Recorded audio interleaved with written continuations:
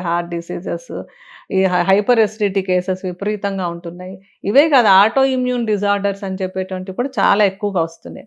వీటన్నింటికి కూడా ఏంటంటే ముందు నుంచి ప్రివెంటివ్‌గా జీవనశైలిని చాలా చక్కగా ఒక సిస్టమాటిక్‌గా చేసుకున్నట్టయితే ఈ అనారోగ్యాల బారిన పడకుండా చాలా వరకు తప్పించుకోవచ్చు. ఎందుకంటే కొంత జీన్స్ అవి ఎక్కువగా డామినెంట్‌గా ఉన్న కేసుల్లో కూడా జీవనశైలితోటి బాగు చేసుకోవచ్చు, ప్రివెంట్ చేసుకోవచ్చు అనేటువంటిది ఇప్పుడు ఆధునికంగా గూడా చెప్తున్నటువంటి విషయం.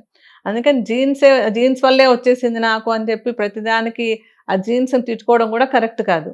జీవన శైలి చాలా చాలా ముఖ్యం. ఈ జీవన శైలిలో ఇవాళ ఏంటంటే మనకి పరుగుల జీవితం. ఎందుకు పరుగు పెడుతున్నాం గూడా తెలియదు.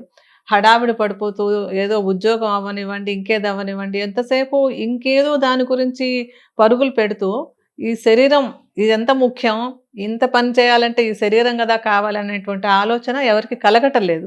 ఒకసారి ఆగి ఆలోచిస్తే ఎందుకు చేస్తున్నాను? నేను శరీరానికి ఎంత ఇంపార్టెన్స్ ఇస్తున్నాను అనుకుంటే కొంచెం కంట్రోల్‌కొచ్చేస్తాం. ఇప్పుడు లక్షలు సంపాదించుకోవడం కోసం అని చెప్పి ఉద్యోగాలకెళ్తున్నప్పుడు, ఆ ఉద్యోగాల్లో ఎంతెంత ఒత్తిడుంటోంది.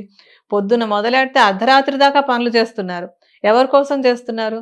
వేరే కంపెనీ కోసం. బట్ ఆ కంపెనీకి మీరు పని చేయడానికి ఈ శరీరం బావుండాలి గదా! దీని గురించి ఒక నిమిషం ఆలోచించాలి గదా! ఆ ఆలోచన కలగటం లేదనమాట. నేనెందుకు ఇంత పరిగెడుతున్నానని ఒక్క నిమిషం ఆలోచిస్తే ఆ ఆన్సర్ వచ్చినప్పుడు ఈ ఒత్తిడంతా గూడా తగ్గుతుంది. ఇది ముఖ్యం అన్న విషయం కొంచెం ధోరణిలోకి రావాలి.